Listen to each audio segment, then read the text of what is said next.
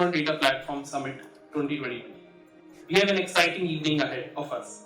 But before we start with the panel discussions, a quick word on Lemnisk's Customer Data Platform. Lemnisk Customer Data Platform, led personalization and marketing automation solution, delivers superior customer experiences that results in increased conversions, retention, and growth for enterprises. Lemnisk has offices in Dubai, Singapore, Bangalore, and Boston, and is an ISO certified 27001 and 27080. For more information, you can visit on our website www.lemnisk.co. You can also email us at marketing@lemnisk.co if you are looking for a CDP-driven marketing automation and personalization this year. We will begin this evening with a welcome address. May I now request our CEO, Mr. Subra Krishnan, to deliver the welcome note.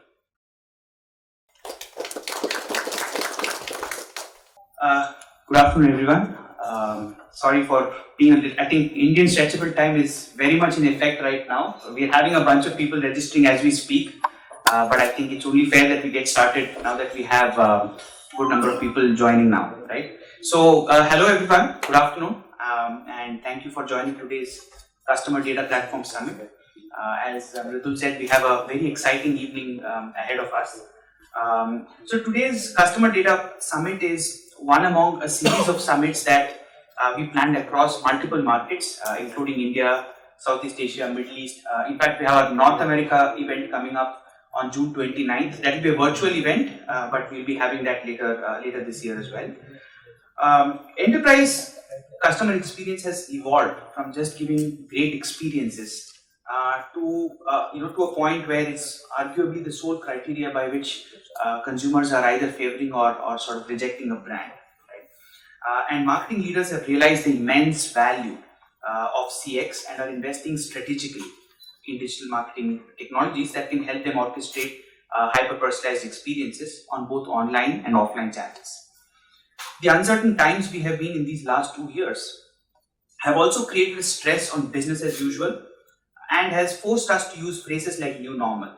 But is this still true as we're coming out of the pandemic? What are we seeing in the industry now? These are just some of the crucial topics and questions that we face today. And so in putting the CDP Summit together, we wanted to create a forum where marketing leaders can exchange thoughts about these technologies, the best practices in implementing them. The speakers today represent some of the sharpest minds in the region who are at the forefront of this trend and are experts at harnessing data to transform their businesses. What does this mean?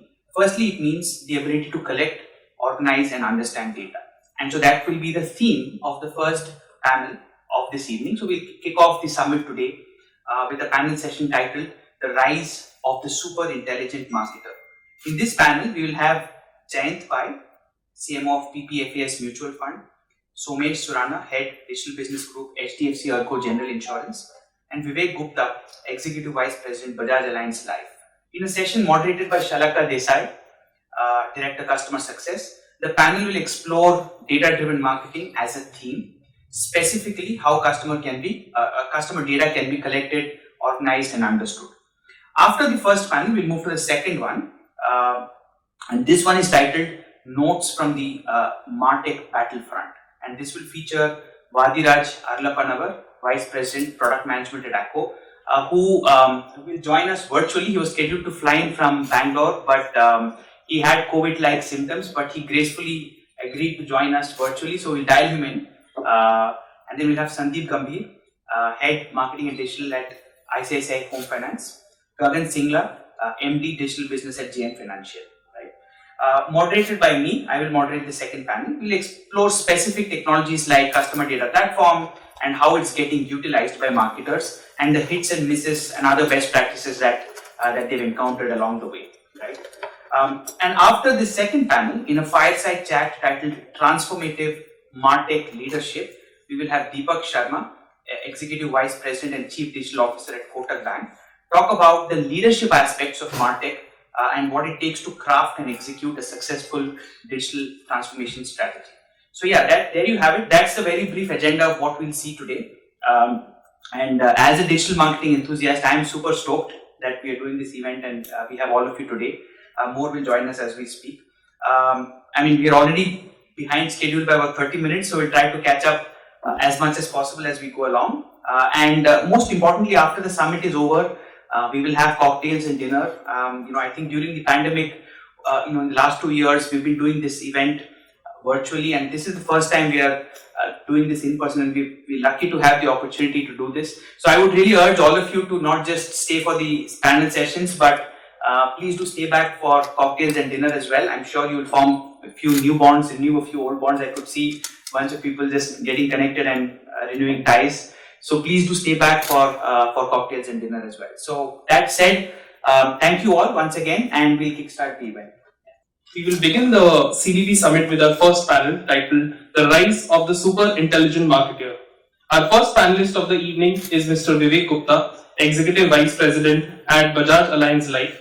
Vivek is a life insurance veteran with nearly 2 decades of experience spanning strategy, digital and innovations, customer centricity, data, process design, PMO, business solutions, operations excellence, and customer experience. Vivek has been with ICICI Prudential, PNB MetLife, and currently with Bajaj Allianz Life. He has been instrumental in launching industry-first innovations like virtual reality, world's first virtual reality-based customer service platform, artificial intelligence, India's first conversation app in insurance, and Smart Assist, world's first app-to-browser secured screen-sharing platform, amongst others. Vivek has also been recognized as Digital Transformation Leader of the Year. Vivek has a Master's in Business Management in Finance and Marketing and is also a Certified Project Management Expert and Design Thinking Practitioner with expertise in taxation laws. Welcome to the panel, Vivek. Our next panelist is Mr. Jayant Pai, Chief Marketing Officer at Parag Parikh Financial Advisory Services Mutual Fund. Jayant is a certified financial planner currently working with Parag Parikh Financial Advisory Services Mutual Fund, where he functions as the Chief Marketing Officer. Since 1993, he has worked in different verticals including stockbroking, retail, institutional dealing, institutional equity sales, and investment banking. He is also an alumnus of IIM Ahmedabad and holds a diploma in securities law from Government Law College, Mumbai. Over the past 17 years, he has authored several articles on personal finance in publications like Economic Times, Business Standard, and so on. And some also appeared on the personal finance related shows on TV channels like CNBC, Economic Times Now, and Zee Business. He has also conducted workshops and seminars on personal finance in association with the Consumer Guidance Society of India over the past decade. Welcome to the panel, Jaya. Rounding up on our panel for the evening, we have Mr. Somesh Surana, Head Digital Business Group at HDFC Ergo General Insurance. Somesh is a business management graduate with over 18 years of experience, primarily in BFSI industry. He has varied experience in leading functions such as digital business and marketing. Somesh currently heads the Digital Business Group for HDFC Ergo. Over the last decade, Somesh has consistently demonstrated successful leadership in developing and scaling up business through various digital sales channels. He is extremely passionate about scaling up profitable digital business, and his mantra is do not settle for less, which truly shows in his passion to establish HDFC Ergo as a leader in the digital business. Before joining HDFC Ergo, he was associated with Barclays Bank, Kotak Mahindra Bank, and Ogilvy and Mather Advertising. Welcome to the panel, Somesh.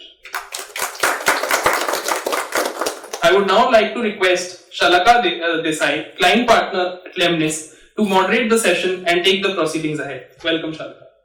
First of all, very welcome to all three of you, and thanks for joining us for the panel today. So just to remind everyone, the topic of the first session would be Rise of the Super Intelligent Marketer. Right? So we'll be dividing this session into 3 key themes. One would be customer data.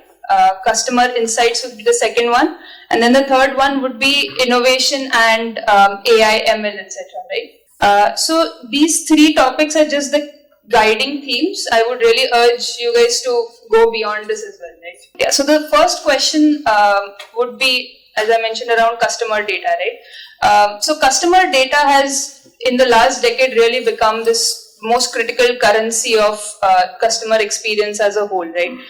So do you guys have a framework in which you guide your teams to sort of organize and activate customer data? And I'm sure this has been organic. Along the way, you might have had many hits and misses and all of that, right? So we would also like to hear your experiences as you arrive to this framework. We can actually start with you, Vivek. Okay. Go. Actually, very apt question.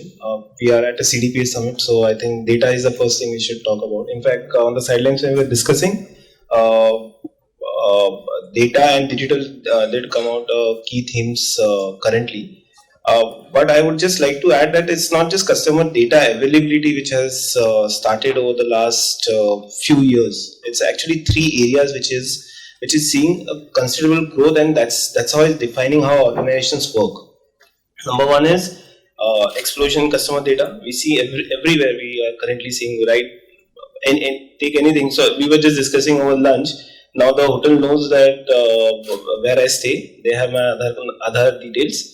They know what food I have, and they know what are my interest lies because they know which place I am going for a conference. So that's a customer data. Now if they can utilize it, it's well and good. Or it can go waste as well.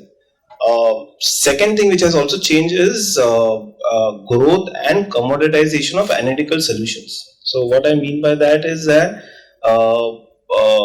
now it is commoditized. So I can have my basic analytics also done very easily. So we were just discussing prior to this, just at start of the workshop, one of the analytical solution, there is a paid one and there is a free one. The free one gives me much more detail which even we are not utilized. So how, that's second point which enhances the first one. And the third one is the lowering of cost of the tech part as well as the storage part of this data. So you can store trillions and trillions of data at a fraction of cost what you used to do previously. So all these three is now resulting in organization the way they are thinking and behaving. And just to take an example of maybe a mobility solutions, you see an Ola or Ather, they are not calling themselves a two-wheeler company, but a data and a tech-driven company providing mobility solutions. So it's changed. Everything is changed, and organizations which have been established earlier, naturally they are at a disadvantage because they have their core systems, they have their multiple ways, and their structure is defined not in way to be agile for that.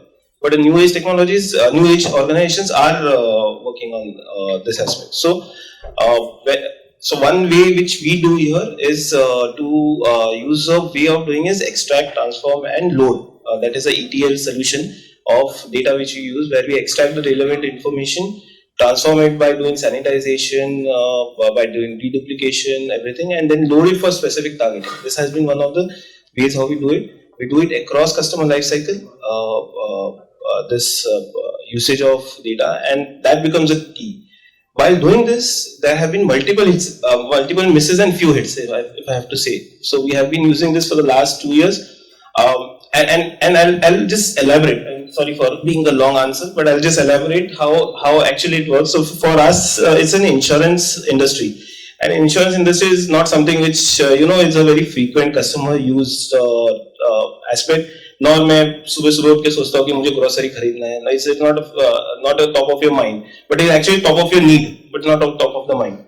So how do I reach out to the customer? And I'm talking along with two marketing people, and I'm not a marketing person, but I'm just adding to it. How do I reach out to the customer without being intrusive to tell him कि भैया ये आपकी need है, ये आपका life goal है, you have to achieve that. So how do I do that?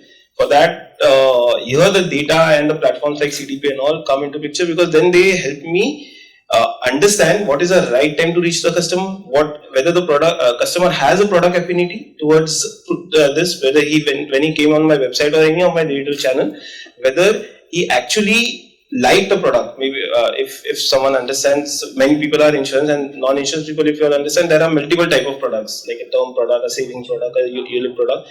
Whether he has actually liked any of the products or has an affinity. and most importantly, was there any point where he dropped off because of understanding of the product? Because we have a very complex products. Whether he didn't understand, so he dropped off. Whether there was something in production which failed because he dropped off. What was that point? So that we guide him and start him from there itself. So there is where I think so. This data and all these things, CDP platforms help us work on that. Jen. I've been with this company since 2005 and done various things, and I never imagined I would be in this role actually, because all my life I've hated marketing and all the belief that marketers have, many of them, and salespeople, that the other side is a fool. So so what I try to do in my own company's marketing is, one is that we try to be as real as possible. So we really try to not do over the top things, and also I am there in an industry that is mutual funds, where even if you have a sliver of creativity, the regulator will ensure that is taken away. So here, I mean, insurance companies have come up with super marketing campaigns over the years. I mean, say, I'm just giving some competitors' names, say KILB of Aegon, or Max New York Life had some superb TV ads. I challenge all of you all to remember one good mutual fund ad. I don't think, because they are all so dull. Except maybe DSP's Axo Tax or something, one off. So, but I'm just digressing. But thing is that in my own company, so we are, I mean, I don't know how many of you have heard of this company called PPFA's Mutual Fund. So, I'll divide our whole existence into two phases. One is from 2013, when we began as a fund, till around Feb 2020, and April 2020 till now. So the first phase was all about discovery. So nobody knew what we were. Nobody could even give our full name. So PPFAS, used to think it was a PPF agent or some very weird things. And so second is with regard to the technology to help us. So for instance, we are actually a 40-year-old company in different forms. So in 79 we began, and as a broker, as a portfolio management company, and now we are a mutual fund. So since 2007, we have been doing Google ads. So because we felt that was one way of reaching out to new people, and in a cost-effective way. So even today we are, that is our primary way of reaching out. But today, with more funds at our disposal, we are doing other stuff also. So with Google, people are familiar. So the way you create audience lists and the way you use it is the same, like nothing much has changed. The best part is that for small companies like us, Google tends to do a lot of the heavy lifting. So for instance, when I met Arjit for CDP, so that was the first time when I met somebody for CDP actually. So things like CDP and all were never there on our horizon. Whatever we have experienced with Google and the AI engine and all that, which is good enough for small companies like us, I think. So, but going ahead, as cookies are being phased out and all that, so we will have to think of new things. But I think increasingly data privacy, and that is what is going to come to the fore, because it's so easy to opt out now. So for me, not for me personally in that sense or as a company, because we don't really spam people. But this is going to be a big challenge on how to. But the flip side of it is, as our own base increases. So today we have around 25 lakh folios. So that itself, so the first party data that we accumulate, that will be in what I have envisaged is, that's where the CDP also comes in. That's where that will be the base for our next round. And so shooting in the dark will be less and less, because it is not advisable also, and it will be more untenable also. So basically today we are at a stage where there is some segment of the investing population knows about us. To reach the next level, the people who are untapped, perhaps I will use some old-fashioned methods, like just simple, say, billboard ads or something, or at railway stations or something. So technically, that is not something I can measure, or where I can,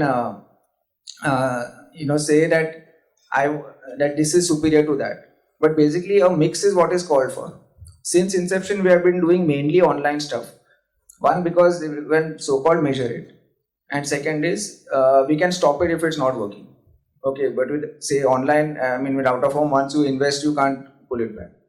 But like coming to misses, I think that is one more misconception that people have, that online is completely measurable. So one is the fraud element. You have all sorts of false clicks and all that, bots and all.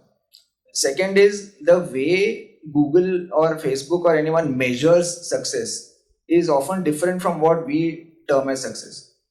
So for instance, suppose I want people to do end to end, like come to my online ad, come to the landing page and finish and create the folio.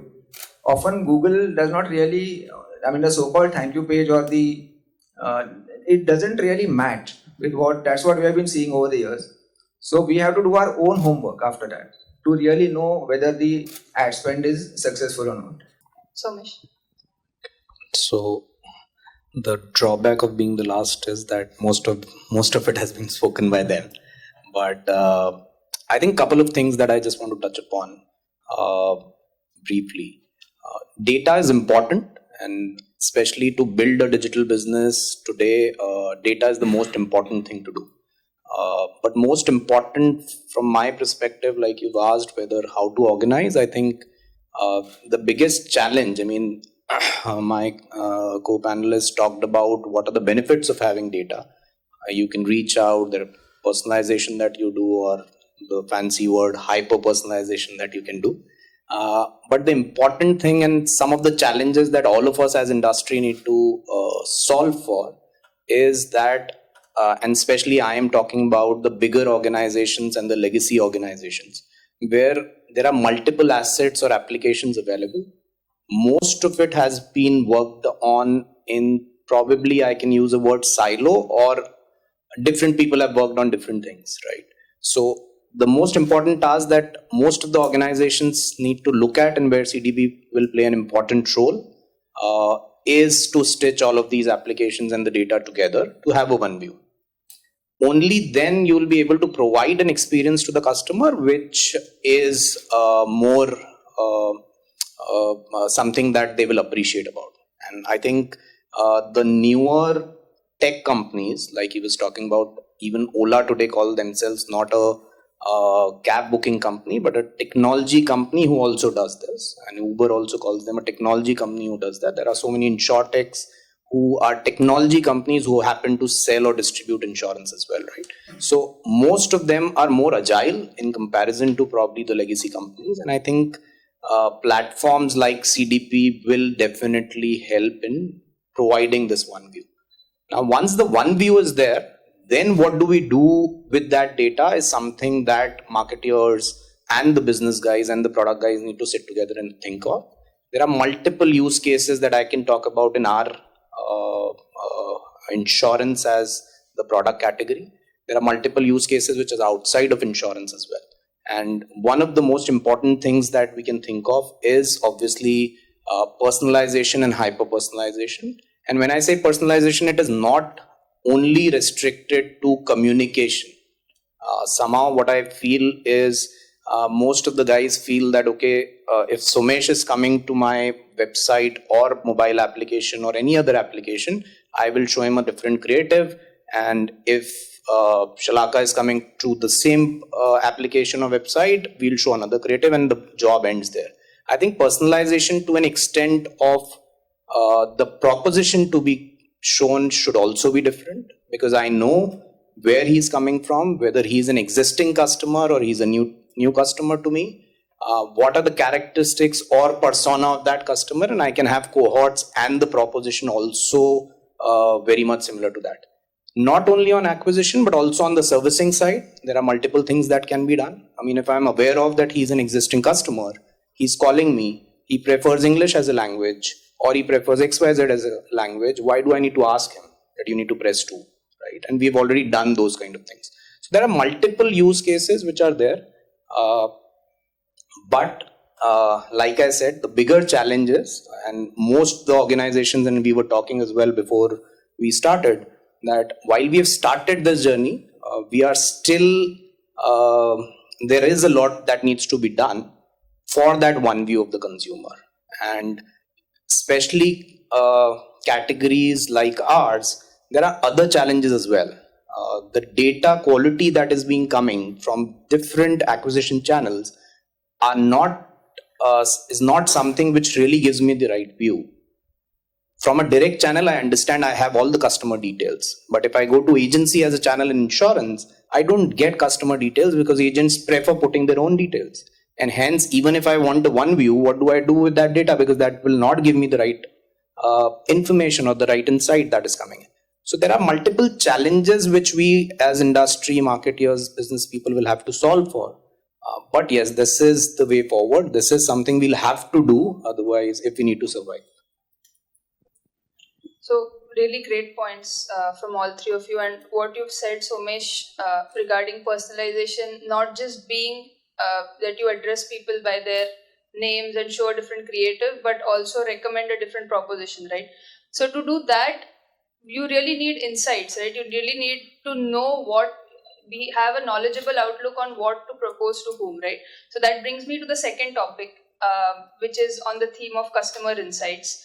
And so the question here is that, how do you build this sort of a healthy experimentation and test and learn kind of a pipeline at your respective organizations, or even in general, some of the best practices that you're seeing others following, and like just around the real-time nature of data that is required, right? Because just recently we found out one of our customers were sort of trying to replicate a model, say a lead scoring model on data that was taking insights from 2021 on this June of 2022, right? And obviously it's outdated because the customer behavior radically changes in a matter of few months. So the real-time nature is definitely pretty important. So I would just request the three of you again to just talk through what your approach is with respect to customer insights. We can start in the... give the opportunity to Somesh. Let's go with Somesh. Thank you. So I think very important point that the insights that we get from the data, and like you rightly said, it's important to kind of not only have this data and big data we've been listening to, but have meaningful data is all I would say. And that meaningful data should then result into meaningful insights, which marketeers or business teams can implement it flawlessly. One very small example that I can give, that a lot of people do A/B testing, a lot of people do drop-off analysis, a lot of people pull data and probably give leads to their call center. Like you rightly said, are you doing something which on a real-time basis, are you doing something which can then result into better business, efficient business, business at a lower cost, or a profitable business? It definitely can be done, but are we doing it in the right manner is the question that we need to ask. All the marketers and the business guys need to answer that question. For example, many people that I speak with, all they say is we generate leads from SEO, SEM, we generate leads from affiliates, and we pass on those leads to the call center. Are they really looking at the data which can be looked at on a real-time basis, where that customer is coming from? We go to an extent where we also see what time the lead was being generated and am I getting the kind of conversion. If a lead generated between 3 to 5 p.m. is giving me better conversions, do I need to put my best caller between 3 to 5 or the leads that are being generated at between 3 to 5? And hence, it's not only collecting the data or deriving insights, you need to implement those insights in a manner that you can do all of this on a real-time basis. Likewise, on the drop-off analysis, there are multiple use cases that can be looked at from a drop-off perspective. Either you talk about new business. We, for example, on two-wheeler and travel, absolutely there is no assistance that we provide to any of the customer who come on my website. It becomes very important for us to understand in such scenarios, because in other products, at least my caller is calling and completing or assisting the customer to kind of close the sale.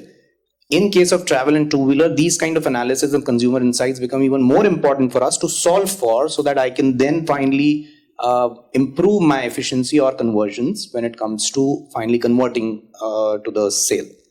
And last but not the least, somewhere most of the times people do analysis and then they use that analysis or that learning, like you said, for years and years without re-looking at the data or revalidating whether that insight is absolutely correct or not. So for example, on travel insurance, one of the consultants came and told us, you need to call within a minute and you will see jump in conversions by 40%. We did that. I could have followed that till today. I've stopped doing that. My conversions went up by 70%. Right? So it's important to revalidate because consumer change. We were just talking 2 years back when I used to go and talk to my digital partners, InsurTech partners. They used to fight with me that why don't you provide us people at our branches?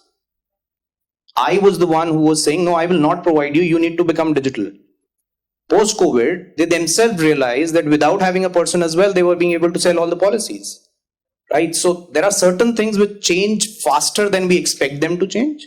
And hence it's very important that one, like you said, real-time data has been looked at, consumer insights are being looked at and revalidated again and again. And you need to implement in such a manner that can benefit the business and the organization on the overall basis. Good, Jay. Yeah, so in a mutual fund, I don't think this real time is so important to us, as compared to some other sectors. But it is still important in that sense that so if somebody is trying to invest with us, and they are facing some problems, because unfortunately mutual fund forms are very long. There are a lot of things to be filled up, and there are many drop-offs. So what on the insight on where that person has dropped off, our call center immediately gets a notification, and so that's what we have been doing for last maybe 6 months, and that has really helped because people because that immediacy is required at some for some things. But otherwise, my main motto is like how Google is don't be evil. My main motto is don't spam. Inside, so the first party data that we have, that is the foundation of all my marketing so far. So for instance, we offer a product suite of only 4 schemes. So I know based on what I see that if somebody has a particular scheme, I will not send them a communication saying that please invest in this or add it to your folio because already they have it. Similarly, in a tax saver, there's a limit of 1.5 lakhs under ATC. So if I see that my unit holder already has crossed that limit, then I will not again send them a mail that invest in tax saver. So these are some of the things that we can do in a very simple way. So you don't really require a CDP and all for that. You just need to have common sense and put yourself in the place of the customer. Because if you keep on sort of sending communications which they really feel are not relevant to them, they will treat you just like some other sort of provider. So as a fund house, we have sort of differentiated ourselves over time because people know that if we communicate something, it is of some value. So I don't want to be like some other sort of company where they just treat us and just ignore the communication or put us in spam or whatever. That is one. So in my case, I don't believe that quantity is important. We could maybe communicate with them only 4 times a year, but we want them to sit up and take notice and read what we have to say. Second is the nature of the communication is such that, of course, personalized to a large extent. Like for example, apart from the name and all that, like recently, this fortunately or unfortunately, the regulator keeps us on our toes all the time. So on June 1st, there was some very seismic change which caused inconvenience to a lot of unit holders in all funds. So there what we had done is we, in collaboration with our RTA, with CAMS, we didn't send a general mail to them that do this. Based on what segment they were in, we customized the link, and in just a single click, they could migrate from say X to Y. And that really helped because people don't have time, and like what Vivek said, they don't sit up and say, oh, I want to invest. They have better things to do. And I myself have better things to do rather than thinking about investing in mutual funds or paying my insurance premium. So our main aim is to reduce the friction to the extent possible. And So why I was looking for a CDP again is because of this unifying thing which Somesh mentioned. Because today they come from various sources, and even on social media and all, we are very our Twitter handle is very active, and we use it as a quasi customer service thing more than marketing. So that has also helped us get us a lot of leads, because a lot of people are happy with the customer service offered by the Twitter handle, and they, through word of mouth, we are so that also acts as a source of leads. But often I won't know. So because again it's in a silo. So I mean I could give that thing to my sales team or whatever. So the CDP will definitely help to reduce some of the angst at our end, and so. But even after it comes, I will definitely not increase the frequency and keep on spamming my people. So the main thing is that overall financial service providers are not looked upon kindly, whether it's banks or whatever, insurance. So I mean, as a group we should try to ensure that. I mean, for example, if you get a mail from Zomato or something, you'll at least feel like opening it. But getting it from an insurance company or a mutual fund with the same old messaging, it even however personalized you make it, the basic thing is that it is not an attractive sort of area, or it's not something which is so there's no pull factor here. We got to push to some extent, but we should not push so much that they get put off. So that's what I have to say. And which scheme should we invest in?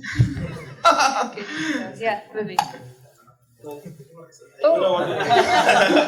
I can't do without a disclaimer which will go on to 5 minutes. So I don't want to. You know the disclaimer. Mutual fund is subject to market risk. People know only that. The problem is that ask any school child, they'll know this 14-word thing.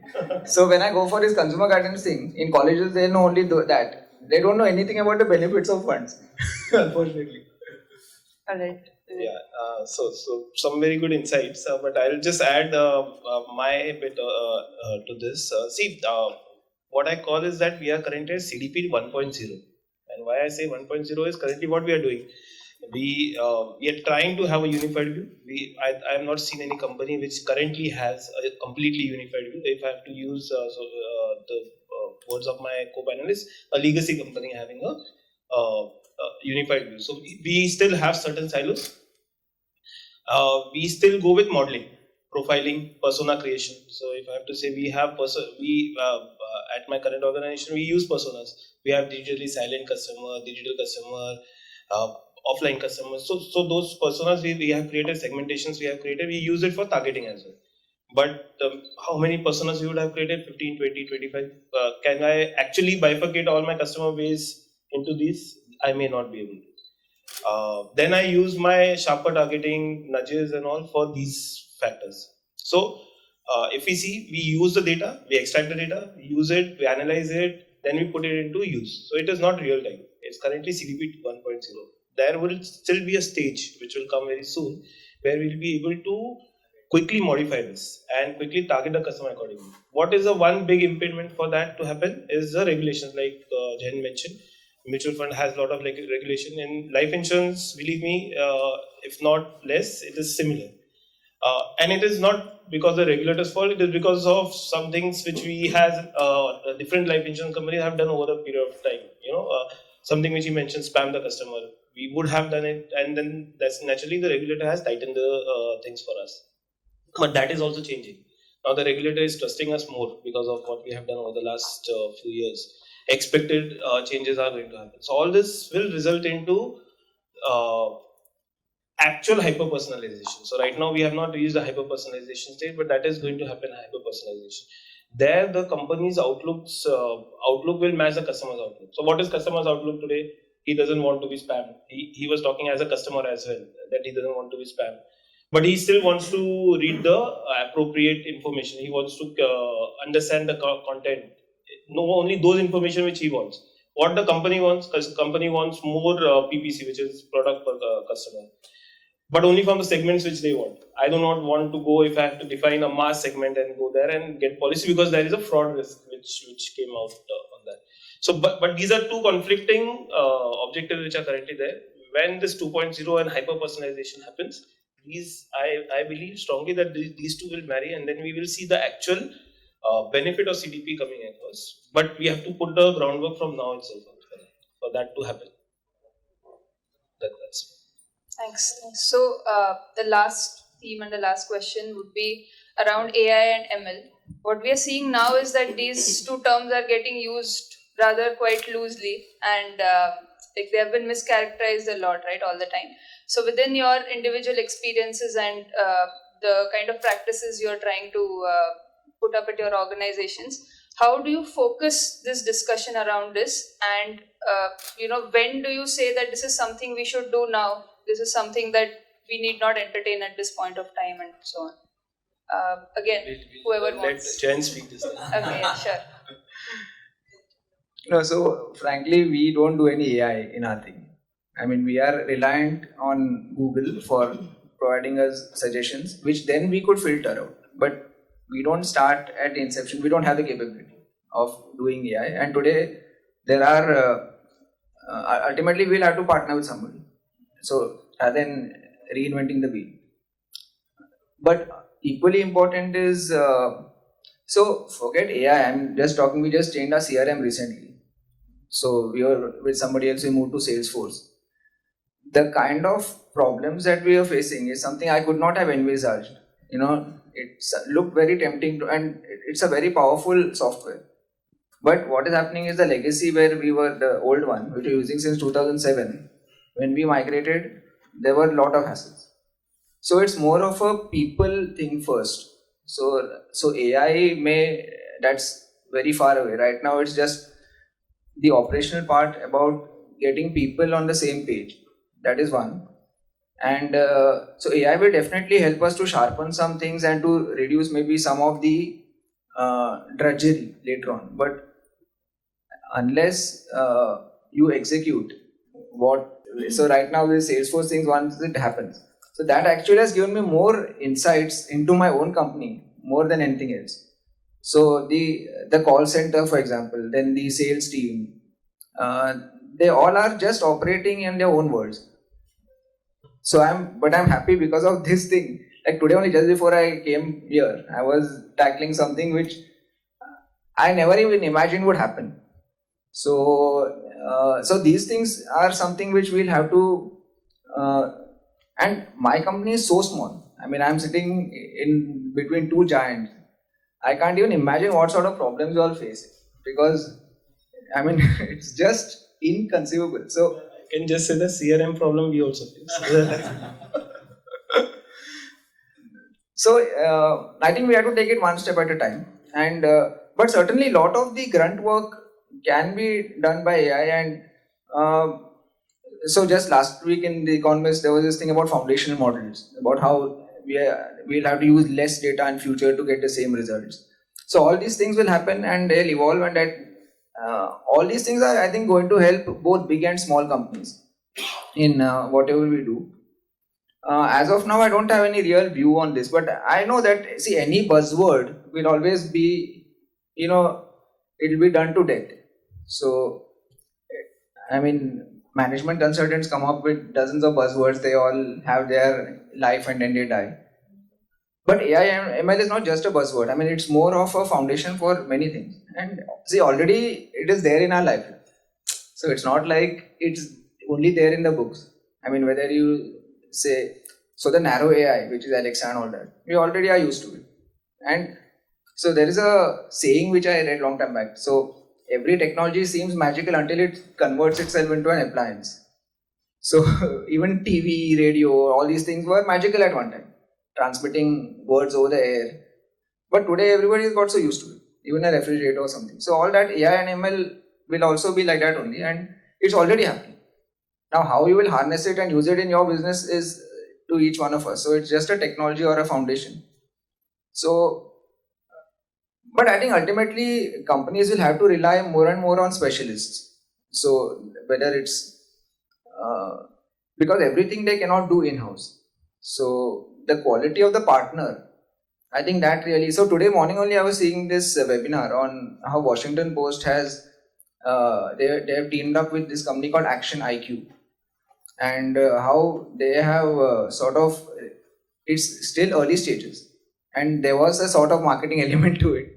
But it's worth seeing that webinar because a lot of the and that's a really legacy company. I mean, their legacy multiplied by 100. So the way they have adopted to this new regime is something which is inspirational. I mean, for small companies like us. So so AI is something which we'll have to live with and which could help us, but we got to filter out all the fluff. Thanks. So when Jayant was mentioning AI as buzzword, it actually created one incident which I just remember. My first brush with AI was around 6 years back when I was working on a conversation bot. The tech partner positioned it as to be conversational, completely AI, and we started working on it. But over a period of time, we realized that it is actually not AI. We were manually feeding all the information to the bot, and the crux of conversational AI is intent recognition, the NLG, NLU part of it. It was completely missing. That was around 6 years back, but I can truly say that up from 6 years back to now, there has been a sea change in how AI works, and I have seen it myself across products. And it's still changing, it's still evolving completely. He mentioned about Alexa, it's part of it. So it's changing. AI is changing completely. Just take an example in practical life and how AI is helping the decision making. Take example of sports. We all watch cricket. हम लोग ने office bunk करके IPL भी देखा होगा अभी बॉम्बे पूना में ही था. And if we see that, we'll see that in two areas, AI and data has changed the decision making completely. One is previously there was only coaches with a lot of experience, 20-25 साल का experience वाला coach is a better coach than a 5 years experience. International वाला is better than national.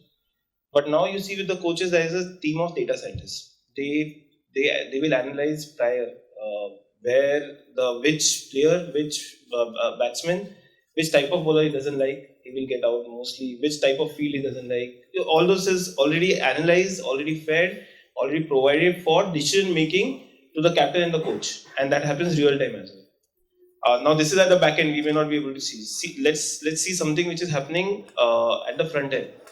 Empires. Previously there used to be 2 empires and the third empire भी आ गया, but वो भी कुछ नहीं, video footage देख के बताता था जब उसे बताया. Now the third empire is equipped with hotspots, Nicometer, ball tracking, etc. By the time someone gets out or the empire says and it goes to the third empire, within 2 minutes the data analyzes completely with the analytical model and says that okay, what is going to happen, whether he was actually out or not.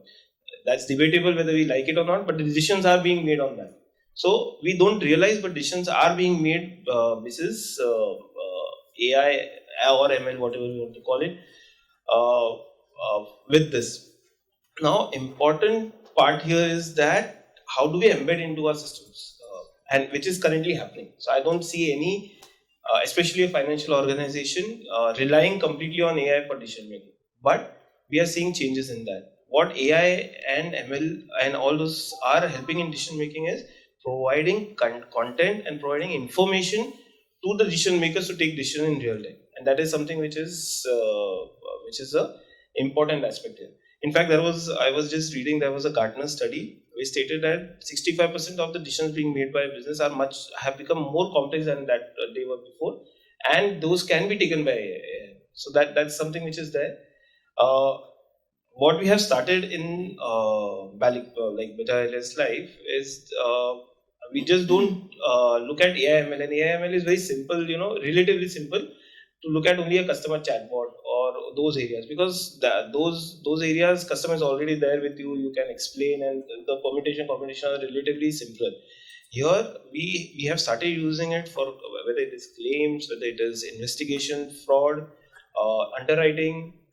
And tools like speech analytics and all those are also happening. I still remember around 6-7 years ago we experimented with speech analytics, but it was not ready. Maybe it was too early for that. But now we are actually doing it.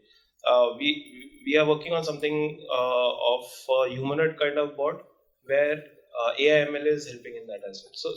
So these are the areas where actual practical implementation of AI/ML is happening. And my firm belief is that over the next 2 to 3 years we will see implementation, a much more implementation of AI/ML. It will not be something like वो हम movies में देखते हैं ना robot में चिट्ठी आ गया उसका ऐसा implementation. So that is the extreme of it. It doesn't happen that way, but we will practically see decision making in the boardroom by AI provided information. Yeah, any final thoughts before? I think we missed his mention. Yeah. No. I agree with what both of you said, but I would just add 2-3 things here. For me, AI ML could be mischaracterization or overhyped or whatever we call it. It will become a reality. We will have to have specific teams working on this. The problem statement currently, what I feel is that your people who manage a lot of BAU, we expect them to make AI ML models, and I don't think we are doing justice with what we are doing. And hence, at least I can talk about us, we have special task force who only specializes into that and work on that. We have 10 plus bots, like he was talking about, conversational AI. We need to do machine learning on a regular basis. We need to understand consumer psyche. Every probably 10, 15, 20 kilometers, the dialect change. And even if you want to implement a voice bot, or if you want to implement something, you need to understand what a consumer wants, right? And we've done experiments where we have used an application. We are now hearing those people talk about, and then we are making the machine learn over a period of time so that we get the right set of results that we are looking for. And hence, I have many examples to talk about. And like he said rightly, it's not only while acquiring, but also for us as an industry, use cases is renewal, where it is just a payment that a consumer usually comes. There are not many changes that he or she is doing while renewing the policy. And hence the bots and the cognitive bots or the conversational AI really will help us in making that manual process or removing the manual intervention. Service emails. I mean, we are working with Watson there where we purely have a use case. We have reached to a limit where most of our service mails are now read by bot. We don't really need to have a person who's replied by a bot as well, for that matter. So I think multiple use cases are there. It's very important for us to understand. How can I forget? All our self-inspection. There is a vehicle which expired. We have a break-in. Earlier, a surveyor used to go do everything. We now ask customer to just make a video, send it to us. And most of our self-inspection are now looked by AI, and we have done machine learning, and all our cases are approved within seconds or minutes. And the accuracy is excellent. We've reached to a level where the damage in your vehicle can also be looked by AI and ML. So I think there are multiple use cases. We need to break it. We need to have the right set of people working on it, whose day in, day out job is doing that. The problem, I think, what most of the organizations or the legacy organization do is that one person in the IT team or one person in the digital team will probably be managing it along with the 10 things that they're doing, and then they say these are overhyped words and we've not been able to deliver. And then the second most important point for making any machine learning or AI platform is the right data that you feed in. Like I said, I can talk about our industry. We are not feeding in the right data and we are expecting the results to be there. So these are the problems that we need to solve for, and it will be a reality that we'll have to rely on AI and ML. So some excellent points and examples from your organizations. I would like to conclude this panel here. Thanks each of you for this, and I would like to invite Rinku Ghosh, who's our Chief Operating Officer, for handing out tokens of gratitude to the panelists. Yeah, thanks. Thanks. Thank you so much. Thank you.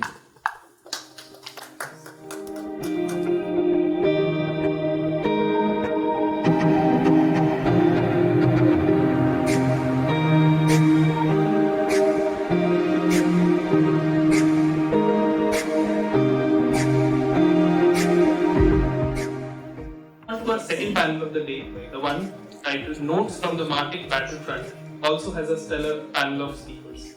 Our first panelist is Mr. Sandeep Gambhir, Head Marketing and Digital at ICICI Home Finance. Sandeep has spent most of his career at ICICI Group companies across marketing and digital.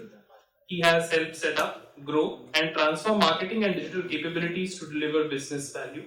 In his current role, Sandeep is the head of marketing and digital at ICICI Home Finance. He helped structure their marketing, PR, and digital functions from scratch. He has been pivotal in building the company's digital platform in 6 languages that gave people in Tier 2 and Tier 3 cities greater access to home loans, gold loans, and fixed deposits. Prior to ICICI Home Finance, Sandeep was the VP and head of ICICI Prudential Life Insurance's e-commerce division, where he led digital transformation of the online businesses. During this tenure, ICICI Pru Life's website became the most visited website amongst private life insurance peers and one of the leaders in the online life insurance businesses. Welcome to the panel, Sandeep.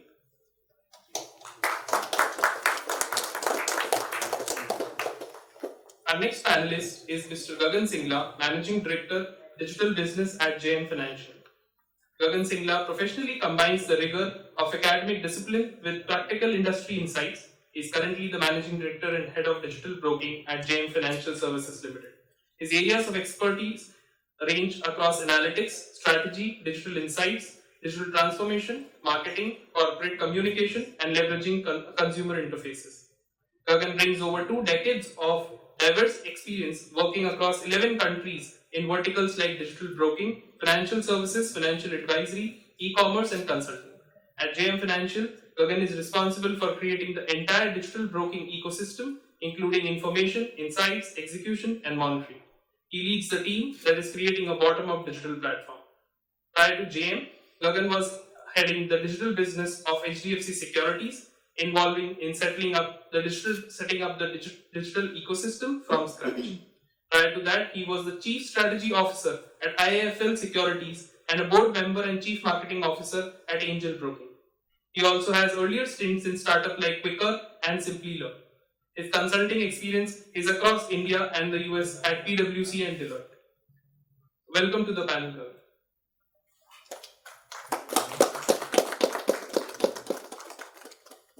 Last but not the least, we have Mr. Vadiraj Aralappanavar, Vice President of Product Management at ACO. Vadiraj is joining us virtually. Vadi is an incredible product leader with a track record of over 2 decades of experience, both as an entrepreneur and as a business leader in roles spanning product creation, managing global businesses and teams, conceptualizing new initiatives, and creation of innovative practices in the consumer internet and B2B space across insurtech, fintech, retail, travel, and logistics. Prior to ECHO, he led the product divisions at ONN Bikes and C&D Labs. He was the co-founder and president at Veninol Technologies and the founder and CTO at Telebrahma Convergent Communications.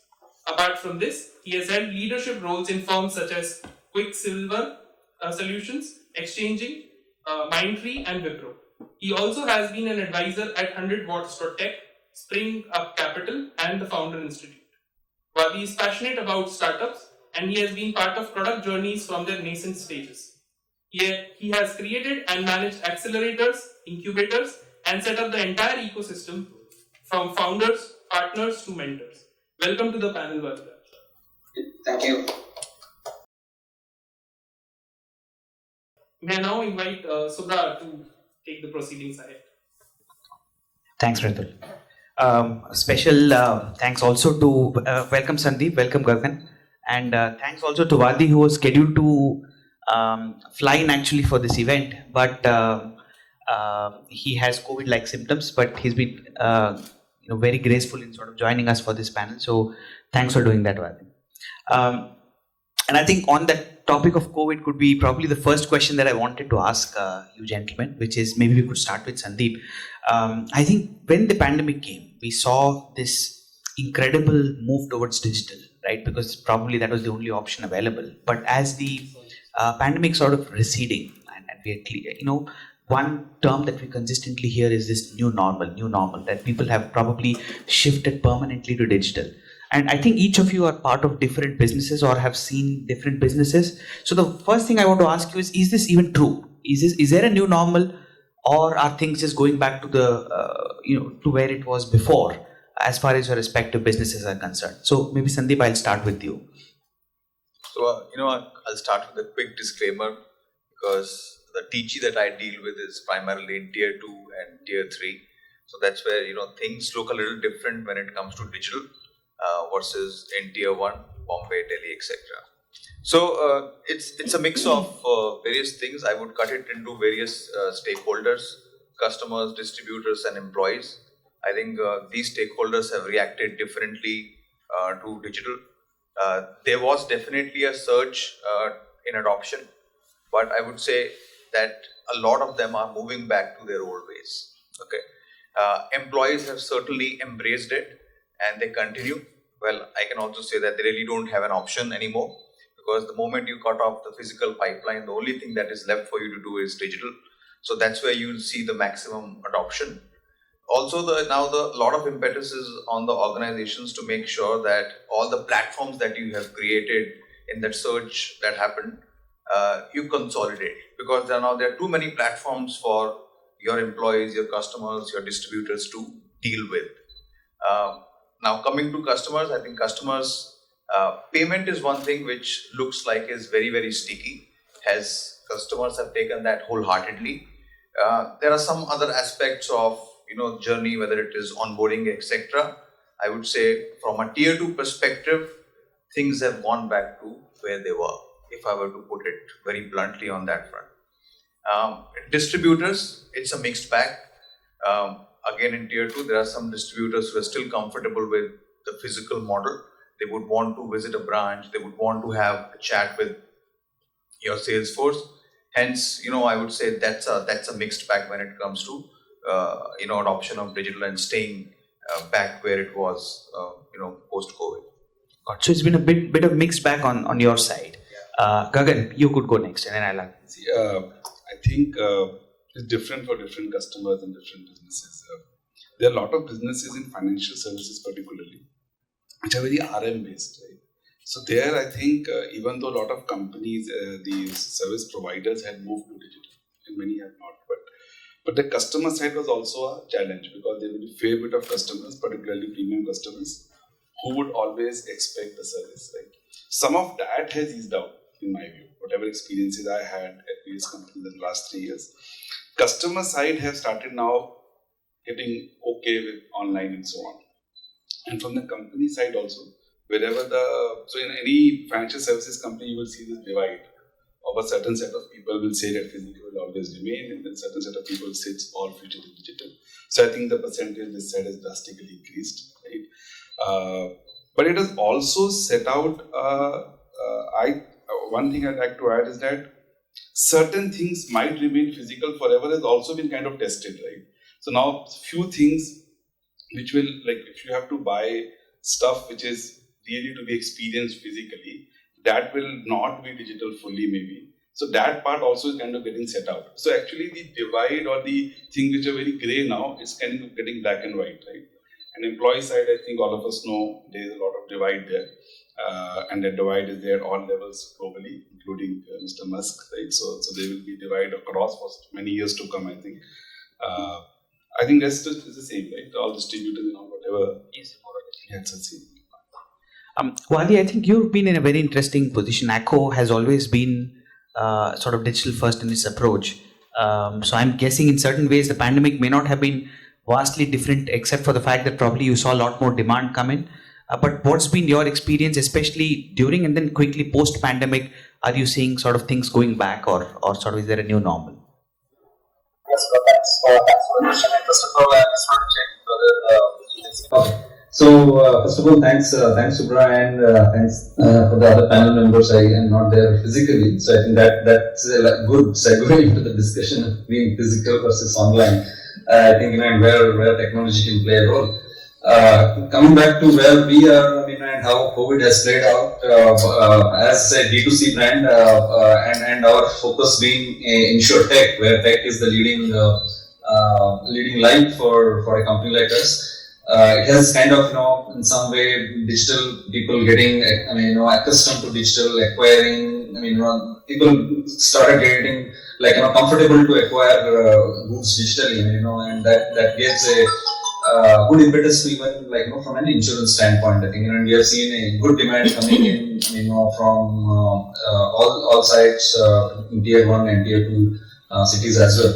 And so I mean, coming back to, I think, when the question is like, COVID, post-COVID. I mean, of course, we are we are not there to say that post-COVID or whatever. When we are coming back to the slightly more normal times, if I may have to call that. I'm seeing a very interesting trend where I think, once people have bought something, I think the whole customer experience and how you are engaged with them plays a very important role. And we have seen that if they're comfortable with that experience, I think, then irrespective of whether I think, physical or digital, I think, it becomes a kind of experience which governs the whole transaction. So we are not seeing as much in terms of huge difference in terms of that, things becoming normal, that, number of orders getting reduced or whatever. We are not seeing that. In fact, the demand has, over the last 1.5 years, which has increased. Now the effort is on our side to kind of keep that base demand up, and then how do we kind of take more bouquet to the customers and get them more, maybe making the experience better, maybe make the plans better and more affordable. I think that's the whole impetus. Hopefully, touch wood, I think, all D2C companies will have that way. But again, as the other panelists mentioned, it plays very, very different for different segments, different contexts and use cases. Got it. Super insightful. So the second thing which I want to just delve on is this idea of stitching data. I think the whole point is that digital data comes in different shapes or forms. I think the volume, the velocity, the variety just completely is different across different sources. So I think, and again, given you represent different businesses, I'm sure the cadence and all of that is very different as well. So again, starting with you, Sandeep, how are you doing this? And maybe that we could combine the third question as well a little bit, which is how are you looking to combine all of this data? What kind of things do you do? And specifically, have you adopted a CDP? And if so, what's been your experience in terms of a CDP's ability to do all of this, and any best practices you might want to share? Oh, that's a very upfront leading question. So yes, so I am CDP. I've been using CDP in my earlier stint. I'm using here. So it's been 8 years that I've been using CDP now, 8 or more. So that's the answer. Basically, if you want to stitch your data together, create a one view, while it still sounds theoretical to people who haven't done it, but that's the answer right there. Now the challenge that we face continues. I think there are regulatory challenges, which a lot of you in the earlier panel also mentioned. There are challenges related to the infra. So all of that is something that is new. The privacy movement is creating this heady mix again. How do you deal with that? I think then I am looking up to CDP only to maybe help us answer some of those questions going forward. Now, in our segment that we deal with, while acquiring a customer seems easy because ultimately we are offering loans. It's not like insurance. Insurance has to be a push sale. Here, it's easy to acquire a customer, but then thereafter to sell a customer is a challenge. How do you make sure that the data is updated? Because when you acquire a customer, like somebody said, you use a June 2021 insight on a June 22, you really don't have a relevant offer to make. So how do you keep updating that data in this kind of a segment?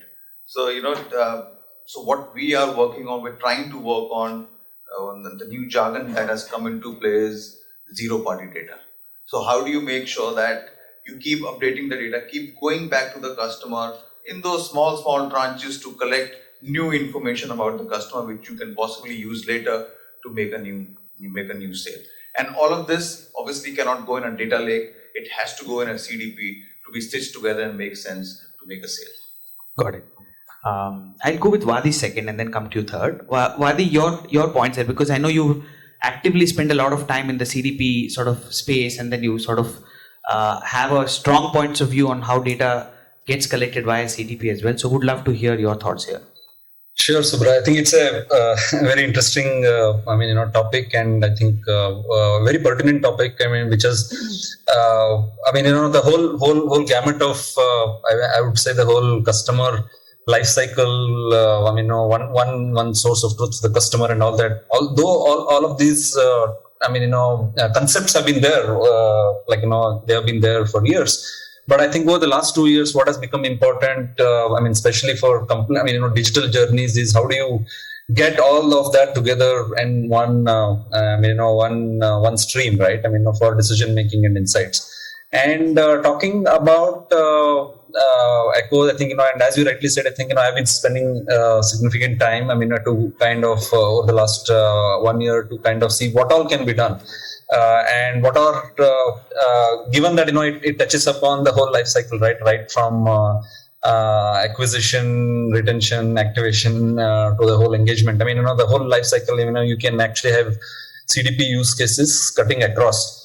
So my task, and I think what we have been doing, and slightly more to talk about InsurTech, as my other panel member mentioned. I think InsurTech is not as much as a sale that you can continuously engage them and keeping them engaged, every day or every week. I think, it needs much more, it has a slightly more different context to it. So our whole journey started where I think, the basic infrastructure been there, the data lake been there, I think, the data warehousing and all those things been there. How do we get the whole tenets of the CDP, get the base data right, which are all the systems which are already there, and kind of, look at so many, different systems and, exist, not just in our company, but any other digital company. There will be so many other digital products that exist, and it is a fine art of play that happens between, these systems. And our first effort was to kind of see that, where is the whole data flowing, and we took customer acquisition, especially on the buy side of things, to see how we can stitch that together. And I think, that the effort has been there in terms of getting that part right. And we are slowly, as we see in the last 6-8 months, I think, we are progressing there. It's a task which it requires, it kind of needs to be project managed across, because they are all different streams that work through. But it's a very interesting journey to get that going. And I would say the real art of CDP, I think, would lie in a longer term.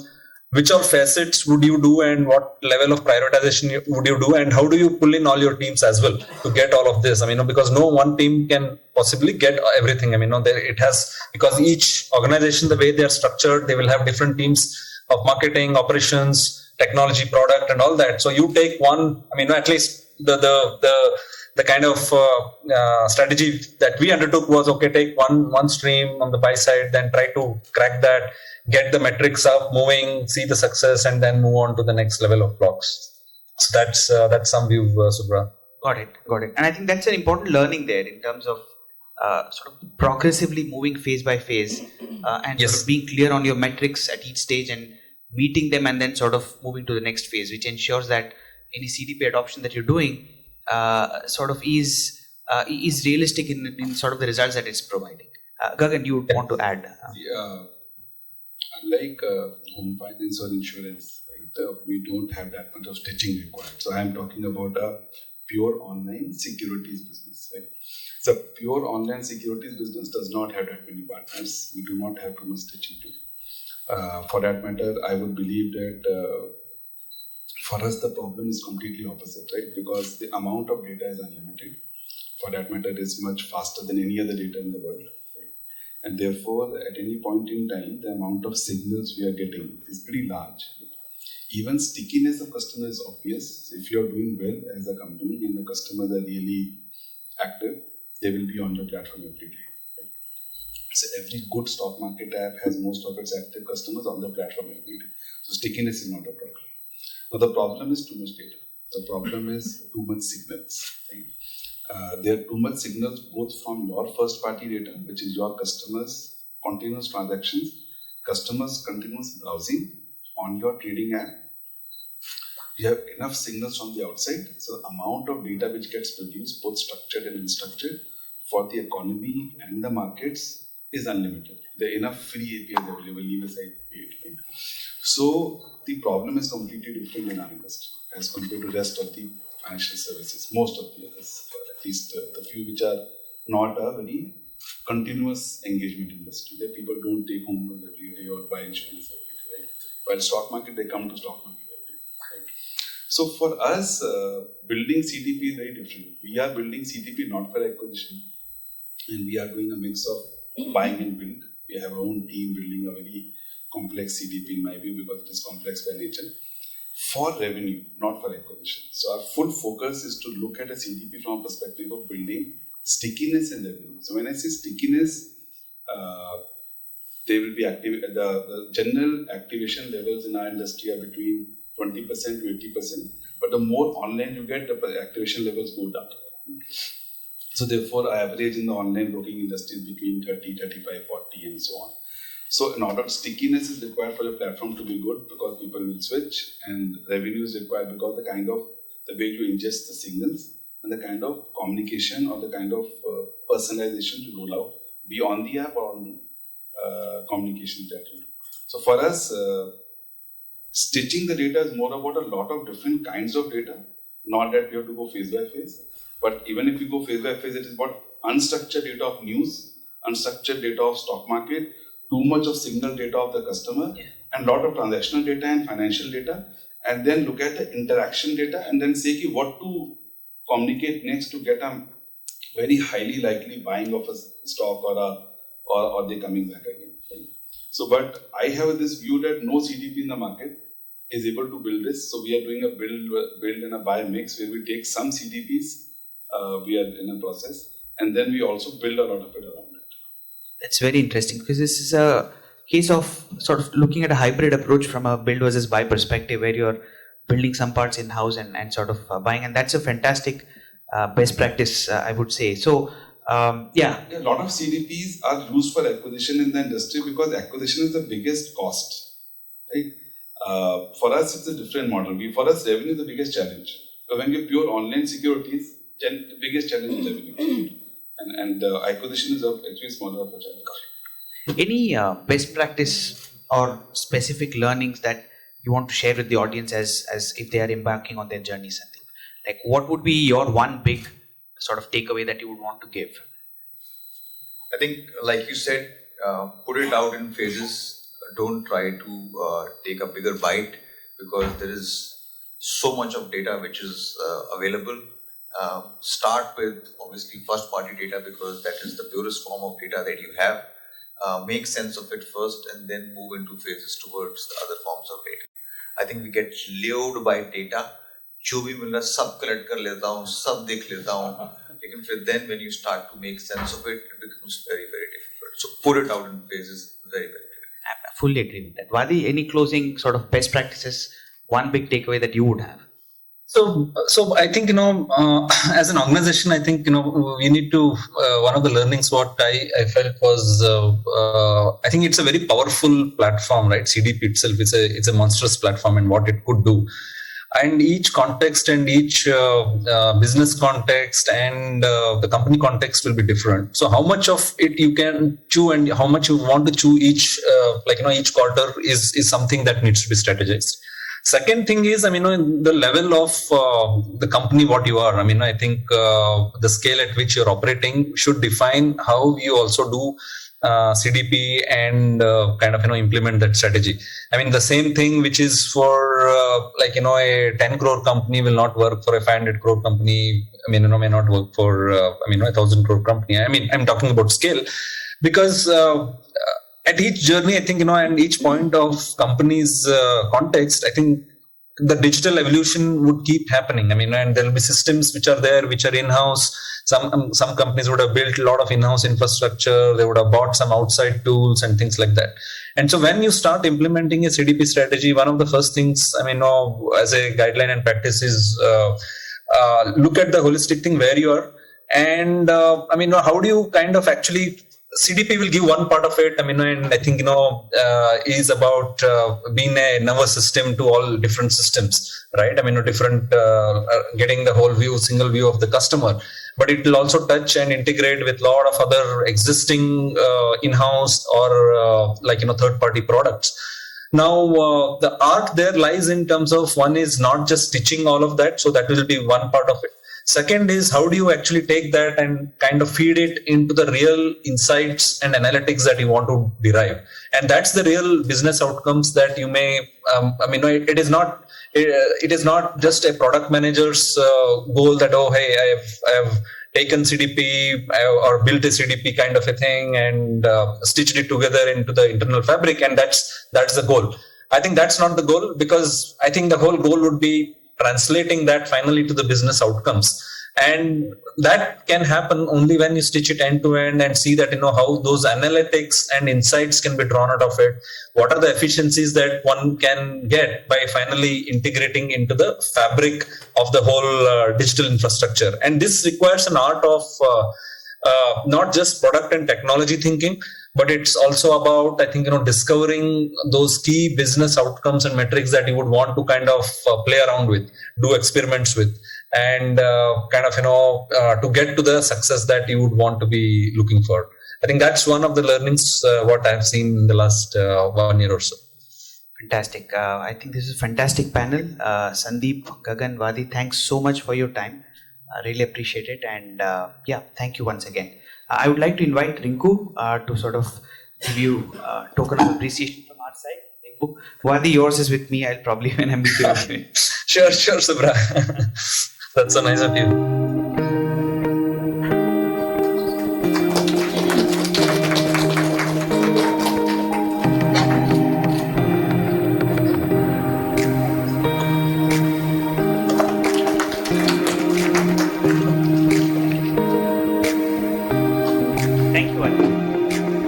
Thanks, Subra. Thank you, panel. Thank you, Sandeep. Thank you to all the speakers and the host of the panel, Subra, for yet another insightful session. Subra, may I request you to stay back and introduce our fireside guest and conclude this session? So I'm very, very excited about this next discussion as well that we're having. We've had two fantastic panels, and I think the third panel that we're about to have is going to be a very interesting one, in that it's going to cover an area that's not often sort of talked about, right? So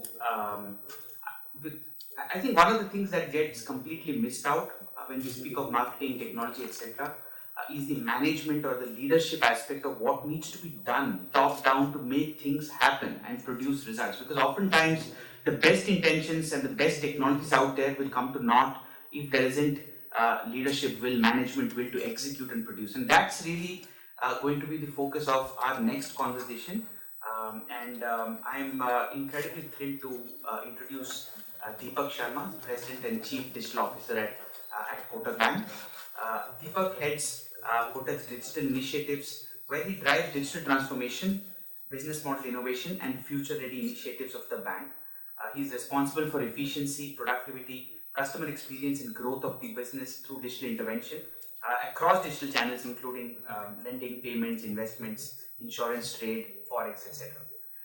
Deepak also leads digital IT and product engineering, innovation lab, design studio, fintech partnerships, and the startup ecosystem participation for the bank. Under his leadership, Kotak has launched several innovative and global first products such as 811, G5, Hashtag Banking, K-Mall, WhatsApp Banking, and KPay. Apart from new initiatives like API, Open and Connected Banking, Conversational Banking Bot, KEA, BYOD Biometric Banking, cross-border remittances on blockchain, AI, and robotic process automation. Deepak believes in constant innovation and focuses on building business models and platforms which are customer-centric, value accretive, and disruptive. Deepak has worked across various international markets and brings a global perspective to the business. In his previous role, he was responsible for setting the bank's highly successful non-resident Indian and international remittances business. Deepak also played a key role in launching the bank's affluent banking program, Privy League. With over 27 years of experience, Deepak's professional tenure spans banking, telco, and consumer services verticals. Prior to joining Kotak, he was part of the leadership team of consumer banking at Standard Chartered from 2003 to 2008. Thereafter, as national head for corporate business at Standard Chartered, he was responsible for building the corporate payroll and wealth management business. He has completed an advanced program in strategy from IMGAL as well as the Stanford LEED certificate in corporate innovation.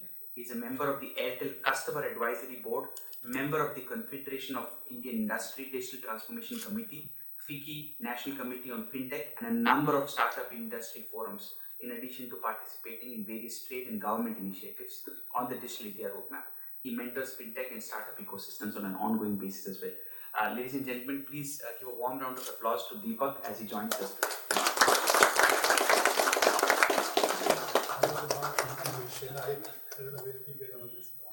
Yeah, so Deepak, I think this, when I approached you for speaking at this event, I mean, the topic that I had in mind was one that is very, very close to me, in the sense that quite often conversations about technology, marketing, if you look at it, happen sort of in isolation without oftentimes considering the people aspect involved, that ultimately there are people executing it and there is a lot of leadership will, management will needed to make things happen.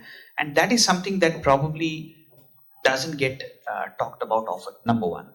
Secondly, I think if we really think about Martech, and that word is bandied about so much today, it's really an amalgamation of three things: marketing, technology, and management or leadership, right? And I think till 3 years back, you could afford for this to be siloed. Marketing that did its own thing. I guess tech guys did their own thing. Leadership sort of set the vision and did their own thing to siloed. But I think they have inextricably gotten linked, I would say, in the last few years, right? So marketers, for example, I think it's fair to say they've started adopting technology in a big way. Tech folks have started adopting design and growth hacking principles, right? And so really it's up to leadership / management to bring these together and ensure that, say, the sum is sort of greater than the parts. And that's one aspect that I really want to spend a lot of time with you on. So first question to you is just talk about this convergence. I think you've seen over your rich experience, probably this convergence happening logically to a point where it is today, right? So why is this convergence important? How did it happen? And what should be our big takeaways from it, from a leadership standpoint? So thanks, Shubha, for inviting me over. I think in your question itself, you gave some of the answer which I was about to talk. Because organizations are realizing two things. One is a lot of initiatives or investments that organizations are making is failing to give a commensurate return. So that's a question mark, that when you keep investing across different aspects, be it a Martech stack or your data or CDP or real-time analytics, they are run by different functions of the organization. Each one has a vision of what they want to do. But then it's not adding up to the combined, the vision of the firm. And second is the revenue or a return that you expect from these investments. So I think organizations have learned through some of these to question that what is the end outcome? Why are we doing it? And no one team or business can answer this question in isolation. So I think that is forcing organizations to look at people, structure, and culture. And we'll talk about this, like you said, in the subsequent questions. The second is, when you look outside, whom are incumbents up against? In every industry of financial service today, you find a big tech or someone who does not have a package of legacy coming in and reimagining and creating a very different attacker model. And the moment you look at that, you realize, hey, listen, something that we are doing is not right. And I think apart from internal ability, there is also an outside-in view that is coming in now. And I think both of these are driving the transition and the change within organizations. It's a very, very interesting way of looking at it. I think oftentimes the fact that we speak of technology, but at the leadership level, it doesn't manifest into the results that you expect, is probably driving this very important convergence, right? But as you do this, I think you're also one of the important aspects to take care of in the last few years.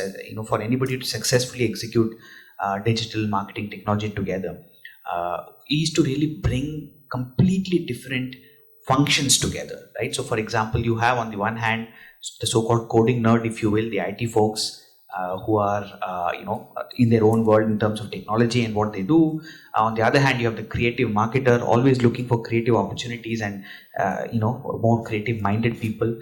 And so just being able to bring these together and make them work to this common goal which you spoke of, common processes, common outcomes, is important. So what has been some of your guidance or advice that you would give in terms of making this happen effectively, creating that org alignment which is super critical? Yeah, so I think phase one, when we started, just like we typically look at in the CDP, you all start with getting a unified view of customer, outlining what are the key use cases, where do you want to apply. Say you want to reduce churn, or you want to increase the product holding ratios, or you want to build in a high level engagement. So there are key metrics, and those metrics are owned by different business owners or functional owners. So the starting point first is to understand from each area what are the key outcomes that they are trying to solve. As we look at those outcomes, I think then comes the data strategy. I always would put data is an enabler, data is not the lead. Okay, I think because in a lot of organizations, I think this mismatch always gets the data team running ahead and the business teams are following. And I think that's where we see some of these, the ownership and how do you monetize a lot of this information comes in. So then I think as we align the core business goals and the teams, then we stitch it with the data fabric to say, to do this, what do you need? What is the data strategy? I think getting the data strategy in then takes to the next level to say that now you have got these two. What are the Martech stack that you want to integrate, as long as they are open and they are not binding you with one particular provider? Because then the openness and interoperability, because the teams that are running, they want freedom. They don't want to get locked in. And you also need to tell them that just because you're working together doesn't mean that you don't have ability to experiment, think, and build stuff, right? So I think this combination helps people work together in team. The data stack team knows what data do they require. And again, bringing in what I call internally the CRR, which is not the cash reserve ratios, but how do we bring in the context, how do we bring the relevance, and how do we bring it real time? So I think as long as these metrics are met, then it comes on back to the business teams to see that how do they use this using Martech tools, the data that is available, and convert it into business outcomes. Fantastic. So I think just to summarize, start with the business outcome first. I think that's probably the first point that you're mentioning. Then work your way down to data strategy that helps you achieve those business outcomes. Pick tools that ensure that you're able to execute on that data strategy, and that's a crucial point, and probably where a CDP also has a role to play, is the interoperability of the systems, and then look at the CRR aspect as you sort of execute on and sort of action it, right? So now, if you really look at this, I think the third thing to really understand here would be a lot of these tools today, as you implement them, it's not just about aligning internal organization, but eventually this Martech is sold by partners, sold by vendors, and so there is a people/leadership element of involved in partner management as well. So what is it? And I think we just met a few days back, and you also had a few comments in that area. So would love to hear in this sort of framework, what do you expect from a partner? What sort of helps you choose the right partner, and do you have any guidance for people here? No, I don't think there's anything like a right or a wrong partner, because we are all learning as we go along. But I think the challenge only is no one partner provides you everything. And I think that's important. And that's why I said the stack needs to be modular. When we look at tools, it needs to be easy to plug in. And we should always have room to change, replace, upgrade, depending on how trends around us are changing. But I think what's happening now is even within CDP, there are multiple layers, right? So not stage one, we want a unified view of all the customer data. So whether they are customer or non-customer, That itself probably is a core of some firms, but not necessarily their ability to present the data in a format which you can consume, or building the analytics engine on top of it, or how do we take on to the reporting part of it or activation part of it. So as long as we see that a fabric can be stitched together, I think that I would call it as my number one priority, because I internally keep telling team that while a partner is good for today, you don't know how things will change. And I think our stack should be such where, sorry to be saying it in your event, but we should not get locked in with a partner. And I think we like to keep that flexibility and freedom with the organization to see how to maneuver over. Absolutely. I think, in fact, I would actually argue that this is the right forum to say it, because ultimately being locked into a vendor is the worst thing that can happen. And I've seen that happen to a few organizations and how they struggle to get out of it, right? So the other thing is, as you implement technologies, and especially complex technologies, innovative technologies which have not been used before, use cases that have not been tried before. And in fact, in the earlier panels as well, for example, Vivek was saying, and I think Sandeep was mentioning as well, that there have been many misses. In fact, misses have been more than hits, right? So which means that at the leadership level, probably there has to be higher tolerance for failure, and conversely, there has to be an encouragement for risk taking and experimentation, right? And I think we all know that, at least in these large organizations, that there is a lot of conservative approach, that people are afraid of failure. What are some sort of inputs that you give to sort of cut through this and sort of develop that culture of experimentation, which is crucial for success? No, I think you're right, because when we do this, before we perfect, there will be mishaps that will happen on the way, and it's given. I always keep saying that it's a great actor or a great player knows what lines they forgot or what stroke they didn't play well. Because audience need to be smarter than those actors or the players to figure out what they missed. Even in organization, the practitioners understand it better as to what they missed than necessarily people who are overseeing this. So a lot of times these things may even get unnoticed. Okay, that's point number one. Not everything that you miss gets noticed. But I think that's on the lighter side. The other one, in financial service, the risk is twofold. And I again describe it as there are one-way decisions versus there are two-way. You miss something and you correct, which does not cost a fortune to the firm or regulatory censor, is okay. Move on. I mean, and keep doing it, keep experimenting it. Maybe some targeted communication, some offer, some personalization didn't work. You know real time what's not working. I mean, you're not really setting your house on fire. So that's absolutely fine. And the more we do, the faster we do, the more mistakes we make, better it is for us. So I would rather encourage mistakes in those areas, because that's a part of the learning process. I think where the expenses can, or these experiments can be very expensive, are when especially we are looking at the credit, we are looking at fraud, risk, security, authentication, where it's about real money. Because a lot of times, for example, we run a program to qualify certain customers on a targeted buy now, pay later offer. And the whole base premise of the data itself on which we were building these models is flawed, and we haven't tested enough. And then we roll out to a large number. I think some of those rollback can be frightfully expensive or risky, or probably we end up blocking certain transactions or access. So I always keep reminding ourselves that we are a regulated entity with a high level of risk management function. Our experiments cannot go against that, but yes, I think within that, again, if you want to experiment small, with a very, very small targeted base, where we can take that risk. And there again, there is no standard formula, because each organization has a very different risk tolerance limit. So I won't even say that how this should work, because in the context of the organization, one should be clear as to how much is the permissible risk that you can take while experimenting.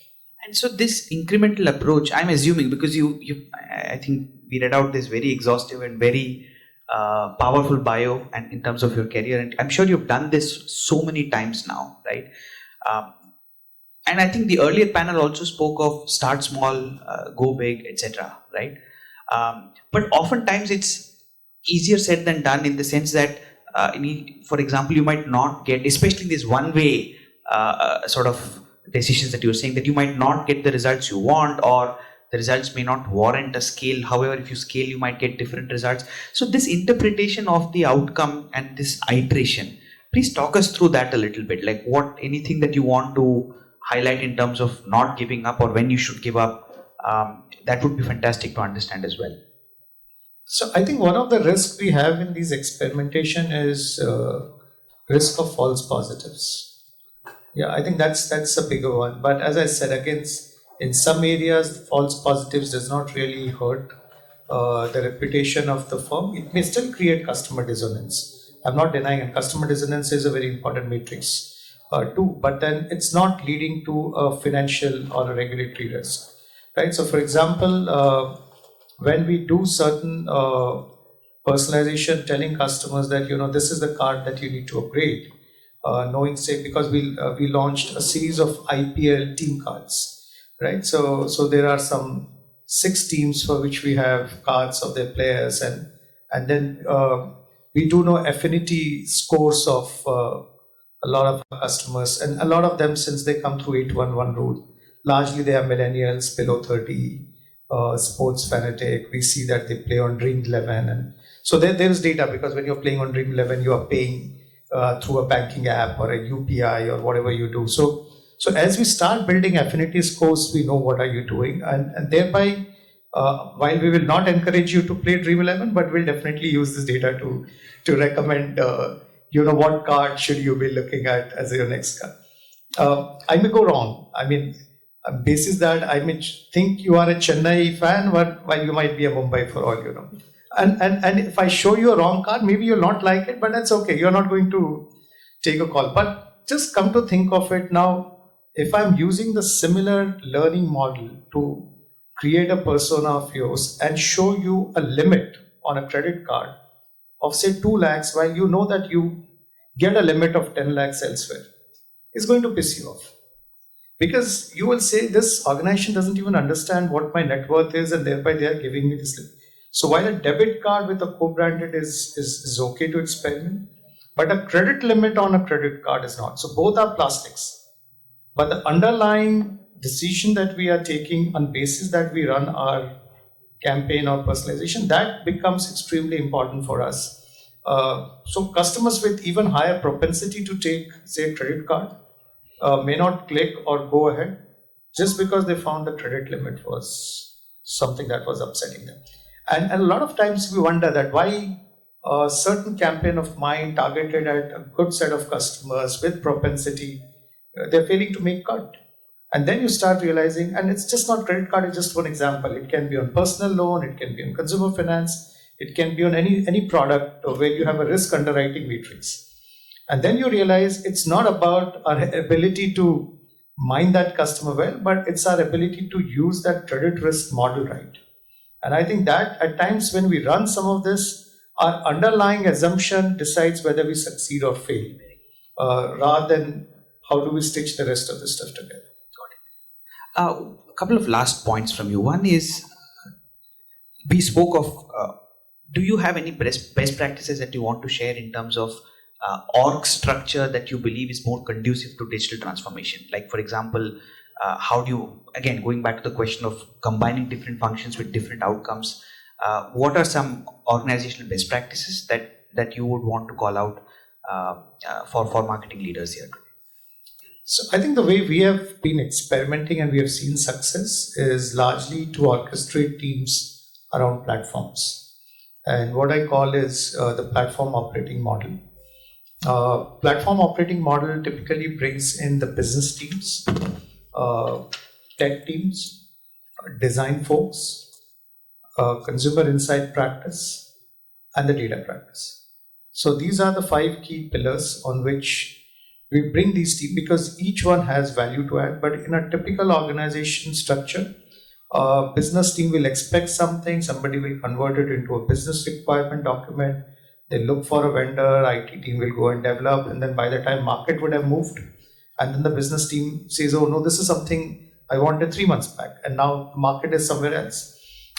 So by aligning these functions, we realize they have 360 view of the problem or opportunity that we are chasing. Second, we still are able to bring in all the relevant skill sets that are required for us to come together.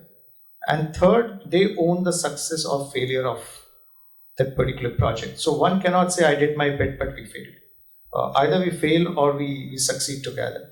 I think as people get aligned to these outcomes, we are seeing increasingly most of our large initiatives run in a matrix structure.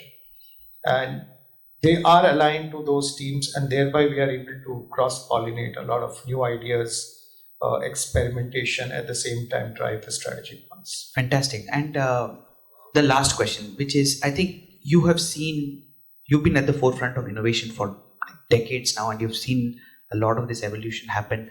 What next? Like if you look at the next few years, what are some things that you believe are going to come to fruition that you're personally excited about? What are others that you believe would sound more like a fad and may not take off? We may be right, wrong, but your perspectives there would be very, very valuable to understand. I wish I knew really what will take off. I think it's only my guess. I think we are seeing organizations morph more and more into consumer tech firms, right? So that's given, because if we are not tech firms, irrespective of whatever business we are in, I don't see there will be a future. But when I say tech, I think we also increasingly know it's data, which is embedded as a part of tech. But I think when we talk of consumer tech firms, very often we speak largely on tech. I think where we miss the ball is the consumer. Because how well do we understand the consumer decides the success or failure of the organization. Because the consumer preferences or habits are changing so rapidly, consumers are so whimsical, loyalty is out of the window, customers need choice, they need to be spoiled.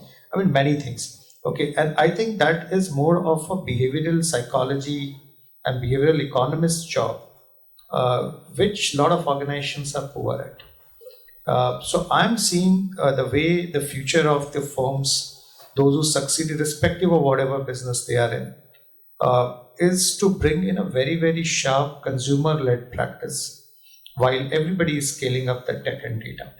And I think if we are able to stitch that, we'll be able to monetize a lot of tech and data investments. And in the process, there will be few winners, but not everyone will swim and reach across the shore, that I'm sure. Fantastic. I think this is a super, super insightful session. I think lots to take away from here. So Deepak, thank you so much for taking time out and joining us today. Appreciate it. Yeah.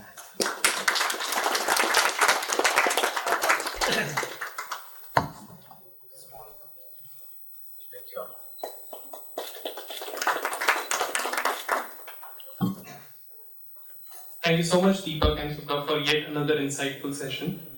This brings us to the end of all the panel discussions. May I now request Subra to give the closing comments and comments? I will keep it brief, but I think the three panels that happened today, hopefully all of you were able to stitch the sessions together. The first session was all about just the importance of data, and the rise of the super intelligent marketer essentially meant how do you start understanding the data that's coming your way, what kinds of data do you have, and sort of start, what frameworks can you use to organize it. And I thought there were some very interesting points that Somesh, Vivek and Jayan brought up. The second was all about, okay, now that you've understood all of this framework, how do you practically put it to use? What kind of hits, misses are you seeing?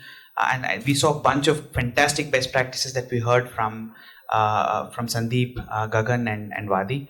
And I think Deepak's session was really meant to round it all off. And I really thought that there were so many important insights from his session as well, which is the leadership aspect. How do you execute? How to do all of this in a meaningful way? So I hope all of you found these three sessions useful. We will keep doing these kind of conferences more and more. Hopefully, the next wave is not going to stop us and we'll have more in-person events like this. But I think we are where we are today. So as we close the event, once again, thank you for your participation.